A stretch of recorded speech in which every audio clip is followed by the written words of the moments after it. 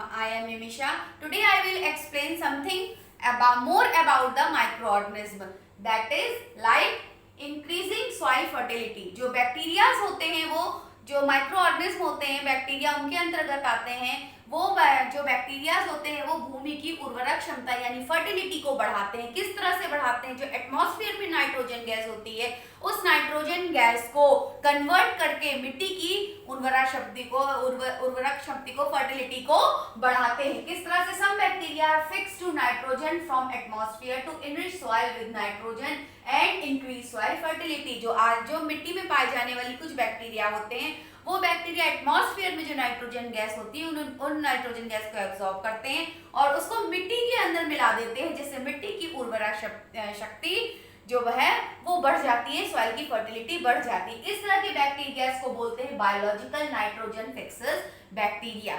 एक बार फिर से ध्यान से सुनो, जो बायोलॉजिकल फिक्सर्स नाइट्रोजन बैक्टीरिया होते हैं ये भूमि में जो नाइट्रोजन ये जो बैक्टीरिया पाए जाते हैं ये बैक्टीरिया एटमॉस्फेयर में पाई जाने वाली नाइट्रोजन गैस को अब्सॉर्ब करते हैं और उसको मिट्टी में मिलाते हैं, जिससे मिट्टी की फर्टिलिटी बढ़ जाती है।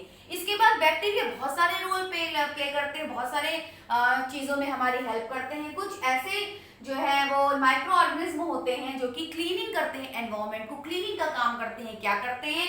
जो डिकम्पोज का मटेरियल्स होते हैं, डेड और एनिमल्स, प्लांट्स और या फिर एनिमल डग, इन सारी तरह की जो चीजें होती हैं उनको डिकम्पोज करते हैं। जितने भी ऑर्गेनिक मटेरियल होते हैं, बायोडिग्रेडेबल मटेरियल होते हैं, उन सारे मटेरियल्स को कुछ बैक्टीरियाज हैं जो कुछ माइक्रोब्स है वो कन्वर्ट कर देते हैं मैन्योर में, यानी खाद में बदल देते हैं, ह्यूम्स में बदल देते हैं। इस तरह से ये क्या करते हैं? जो नुकसानदायक बैक्टीरियाज होते हैं उनको डिस्ट्रॉय कर देते हैं और उनको मैन्युअर खाद में कन्वर्ट कर देते हैं और जो डिग्रेड कर देते हैं उनसे होने वाले नुकसान को कम कर देते हैं। यानी कुछ ऐसे जो है माइक्रो ऑर्गेनिज्म है वो हमारे एनवायरनमेंट को क्लीन करने का काम करते हैं। किस तरह से क्लीन करने का काम करते हैं?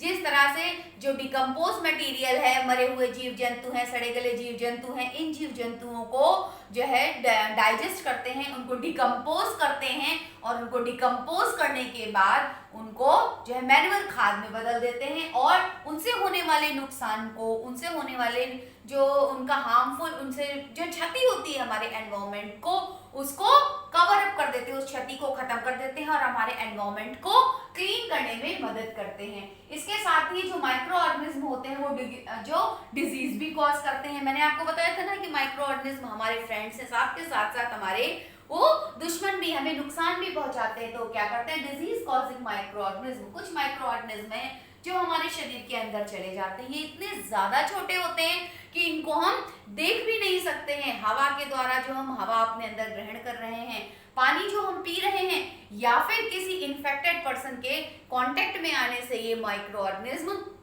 डिजीज, बीमारी फैलाने वाले माइक्रो ऑर्गेनिज्म एक शरीर से दूसरे शरीर में चले जाते हैं और बीमारियां फैलाते हैं। जैसे कि एग्जाम्पल है, कोई कॉमन कोल्ड है, एक बीमारी है कॉमन कोल्ड यानी साधारण जुकाम जो हो जाता है। ऐसा देखा जाता है कि मैक्सिमम अगर किसी फैमिली के किसी एक मेंबर को अगर कॉमन कोल्ड हो गया तो उसके कांटेक्ट में आने वाले फैमिली के लगभग हर मेंबर को, अगर उसकी इम्यूनिटी थोड़ी सी भी कम है तो उसको भी कॉमन कोल्ड हो जाता है। यानी माइक्रोब से होने वाली ये बीमारियां एक दूसरे से इन्फेक्टेड हो जाती हैं। ये कैसे इन्फेक्टेड हो जाती है? या तो एक दूसरे के पर्सन टू पर्सन हो जाती हैं, या फिर हवा के द्वारा हो जाती हैं, पानी के द्वारा हो जाती हैं, इस तरह से फैल जाती हैं। और इस तरह की बीमारियों को हम बोलते हैं कम्युनिकेबल डिजीज यानी संक्रामक रोग। जैसे टीबी है, जुकाम है, कॉलरा है, चिकन पॉक्स है, ये संक्रामक रोग है, यानी कि ये हवा पानी के द्वारा फैलते हैं, साथ में पर्सन टू पर्सन भी फैलते हैं, यानी एक आदमी से दूसरे आदमी को ये बीमारियां फैल जाती हैं। इसलिए अगर घर में कोई इन्फेक्टेड पर्सन हो जाए, इन बीमारियों से संक्रमित हो जाए, तो उसके लिए कुछ नियम होते हैं। उसके द्वारा यूज की जाने वाली चीजों को हम दूर रख देते हैं, उसको आइसोलेट कर देते हैं और उसकी सफाई का पूरी तरह से ध्यान रखते हैं और उसकी जो देखभाल कर रहा है उस पर्सन को भी कुछ सेफ्टी प्रिकॉशंस को ध्यान में रखना चाहिए, यानी उसके बिल्कुल क्लोज कांटेक्ट में नहीं आना चाहिए, जिससे वो इन सब बीमारियों से बचा रहे। क्या प्रिवेंशन, सबसे ज्यादा प्रिवेंशन क्या है? जैसे कोई इन्फेक्टेड पर्सन है, मान लीजिए एक सिंपल एग्जांपल है, जुकाम हो जाता है तो उसको स्नीजिंग कर यानी कि छींकते समय या खांसते समय मुंह को कवर कर लेना चाहिए, जिससे कि उससे मुंह से निकलने वाले वाटर वेपर्स जिनके अंदर जर्म्स कंटेन करते हैं वो जर्म्स फ्लोट करके दूसरे पर्सन तक नहीं पहुंचे।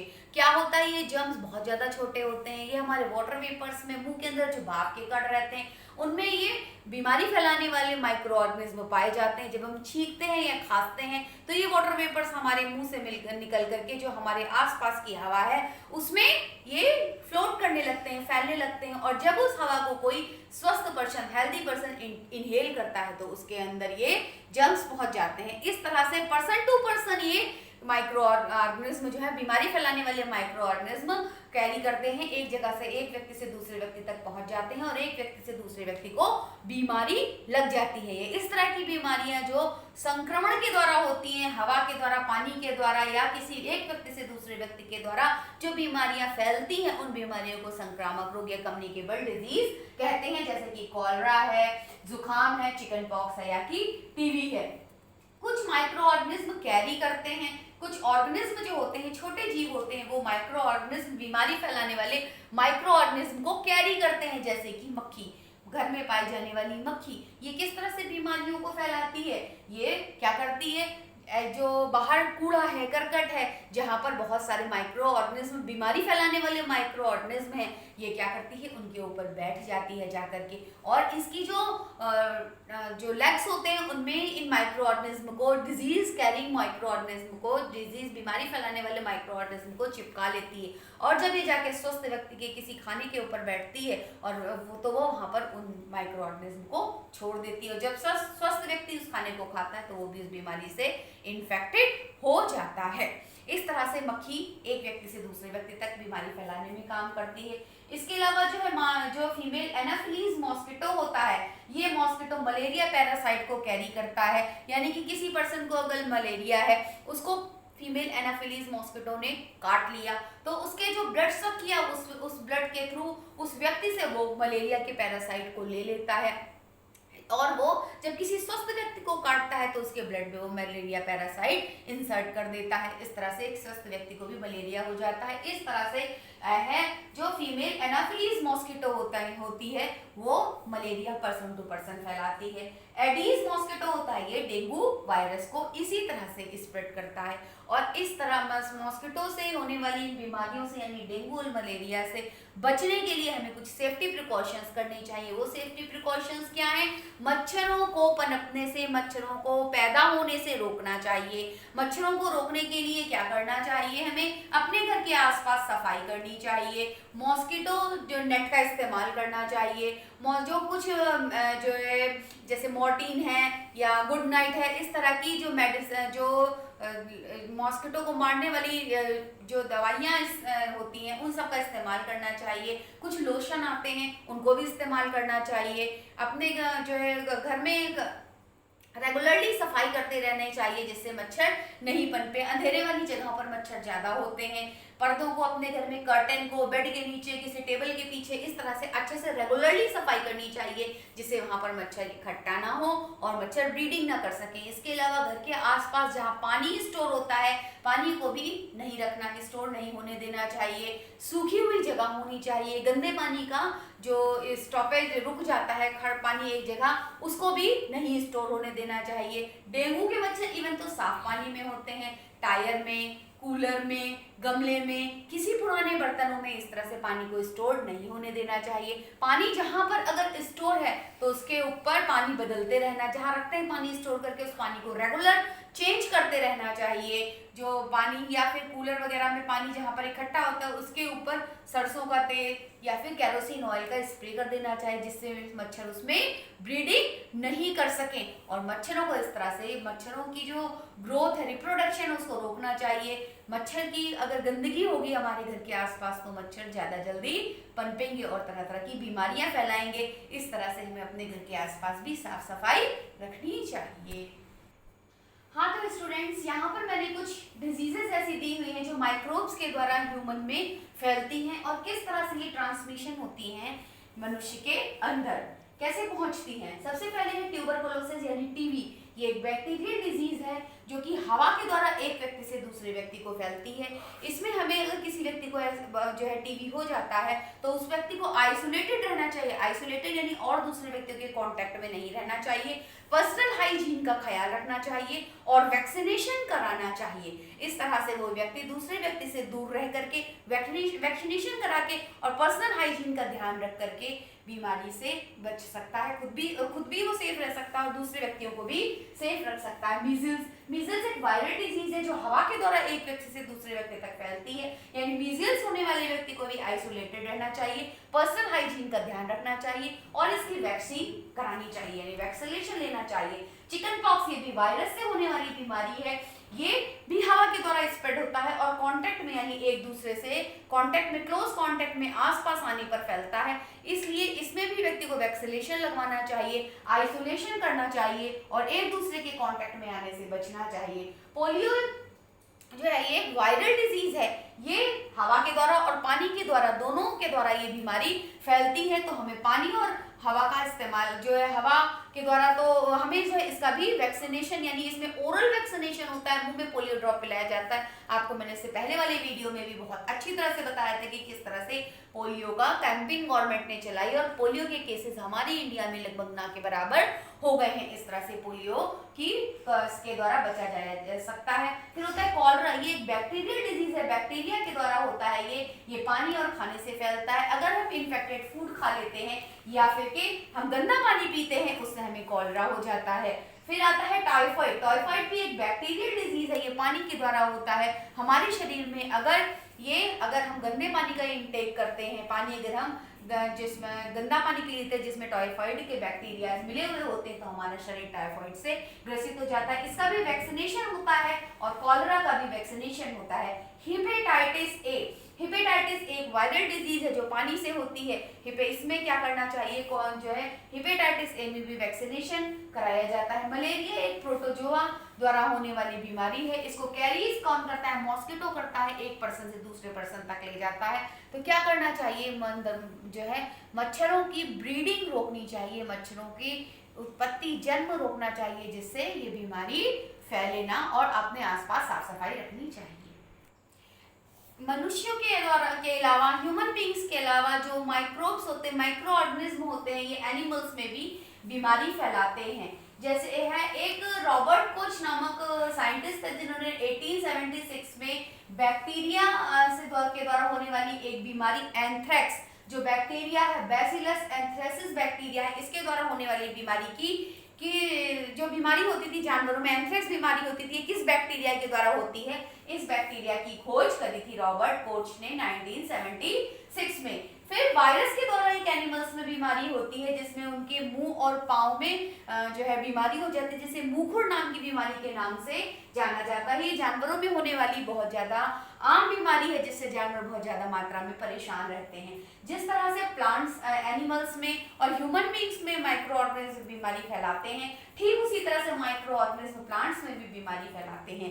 प्लांट्स में तरह तरह की पूरी फसल ही नष्ट हो जाती है माइक्रो ऑर्गेनिज्म के द्वारा फैलाई हुई बीमारी से, और इसको कंट्रोल करने के लिए बहुत सारे केमिकल्स का इस्तेमाल किया जाता है, जो केमिकल्स ऐसी बीमारी फैलाने वाले माइक्रो ऑर्गेनिज्म को डिस्ट्रॉय कर देते हैं, किल कर देते हैं, नष्ट कर देते हैं और हमारी फसल बर्बाद होने से बच जाती है। कुछ ऐसे एग्जाम्पल हैं जो कि प्लांट्स में बीमारियां, कुछ ऐसी बीमारियां हैं जो कि प्लांट्स में माइक्रोब्स के द्वारा फैलती हैं और ये किस प्रकार से ट्रांसमिशन होती हैं, यानी एक जगह से दूसरी जगह कैसे जाती हैं, ये एग्जाम्पल दिया हुआ है। जिसे सिट्रस कैंकर नामक बीमारी है, ये बैक्टीरिया से होती है और ये हवा के द्वारा एक दूसरी जगह से दूसरी जगह, एक फसल से दूसरी फसल पौधों में फैल जाती है। रस्ट ऑफ वीट, गेहूं में पैचेस टाइप की बीमारी पड़ जाती है, ये फंगी से होती है और ये हवा के द्वारा और सीड्स के द्वारा एक जगह से दूसरी जगह फैलती है।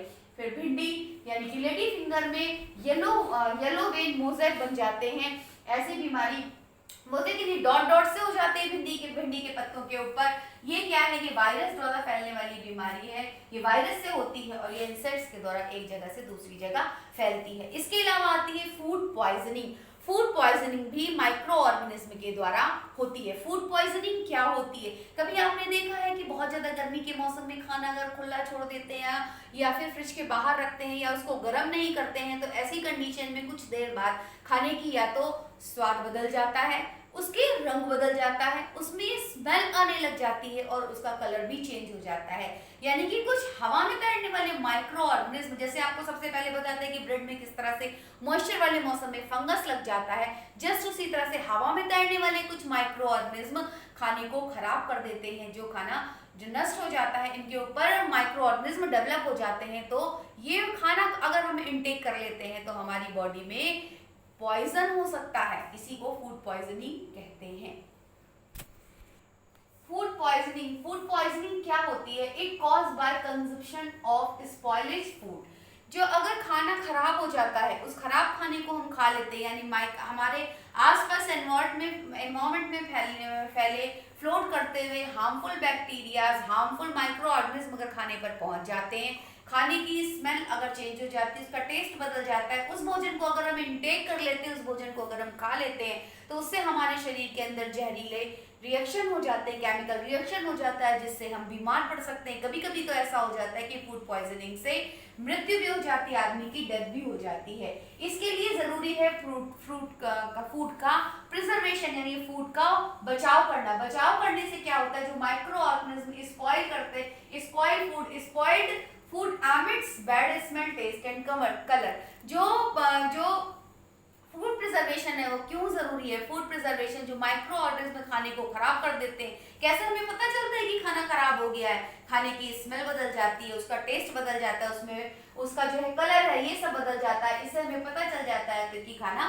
खराब हो चुका है। कुछ ऐसे मेथड है जो जिससे फूड प्रिजर्व करने के लिए जो जरूरी होते हैं। केमिकल का यूज किया जाता है, जैसे कि नमक का, चीनी का। इनको यूज करके जो माइक्रो ऑर्गेनिज्म होते हैं, बैक्टीरियाज होते हैं, उनकी ग्रोथ को रोका जाता है। Chemicals, salt, oil use to check growth of the microbes, यानी माइक्रोब्स की ग्रोथ को रोक सकते हैं नमक और तेल का इस्तेमाल करके। जैसे कि अचार आपके सब घर में, सभी ने घरों में अचार बनते हुए देखा होगा। देखा है कि कच्चे आम होते हैं या पका आम होता है, वो खराब हो जाता है, लेकिन अगर उसी कच्चे आम को काट करके उसका अचार बना दिया जाता है तो वो लंबे समय तक खराब नहीं होता है। ऐसा क्यों होता है? क्योंकि उसको प्रिजर्व कर देते हैं सॉल्ट और एसिड के द्वारा। कई जगह जो है कुछ केमिकल्स भी यूज किए जाते हैं, जैसे सोडियम बेंजोएट और सोडियम मेटाबाइसल्फेट। ये दो तरह के केमिकल्स हैं। इनको भी चीजों को प्रिजर्व करने के लिए, मोस्टली अचार को प्रिजर्व करने के लिए केमिकल्स का इस्तेमाल किया जाता है। सॉल्ट के द्वारा मीट को, फिश को, आमले को, इन सब चीजों को, इमली को, जो है खट्टे सूखे हुए आम को, इनको क्या करते हैं? नमक के द्वारा प्रिजर्व करते हैं। इनके ऊपर नमक को एक नमक की कोटिंग बना दी जाती है, जिससे ये फूड आइटम्स प्रिजर्व हो जाते हैं और खराब होने से माइक्रो ऑर्गेनिज्म के द्वारा बच जाते हैं। सेकेंड मेथड है शुगर यानी चीनी भी एक प्रिजर्वेटिव का काम करती है।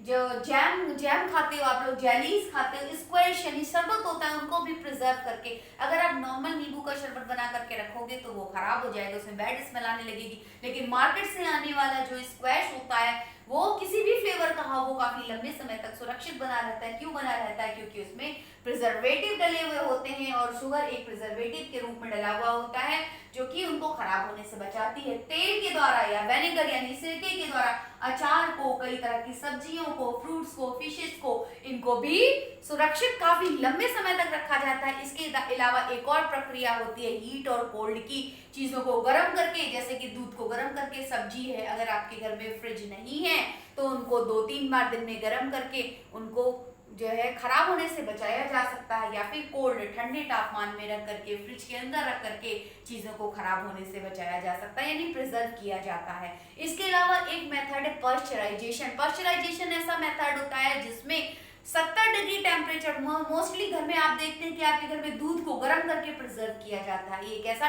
ये एक ऐसी प्रक्रिया है जिसमें 70 डिग्री सेल्सियस टेम्परेचर में 15 से 30 सेकंड के लिए दूध को तेज गर्म करते हैं, उसके बाद तुरंत ही उसको बिल्कुल चिल्ड कर देते हैं, बिल्कुल ठंडा कर देते हैं। इस तरह से दूध प्रिजर्व हो जाता है और उसके में जो माइक्रो ऑर्गेनिज्म होते हैं, दूध को खराब करने वाले माइक्रो ऑर्गेनिज्म, वो नष्ट हो जाते हैं और दूध काफी लंबे समय तक प्रिजर्व हो जाता है। इस मेथड को बोलते हैं पॉस्चराइजेशन और इस मेथड की खोज लुई पाश्चर ने करी थी। स्टूडेंट्स, नेक्स्ट टाइम पे हम आपको इसके आगे नाइट्रोजन फिक्सेशन का जो नाइट्रोजन साइकिल है उसके बारे में डिटेल में बताएंगे। अभी तक के लिए थैंक यू।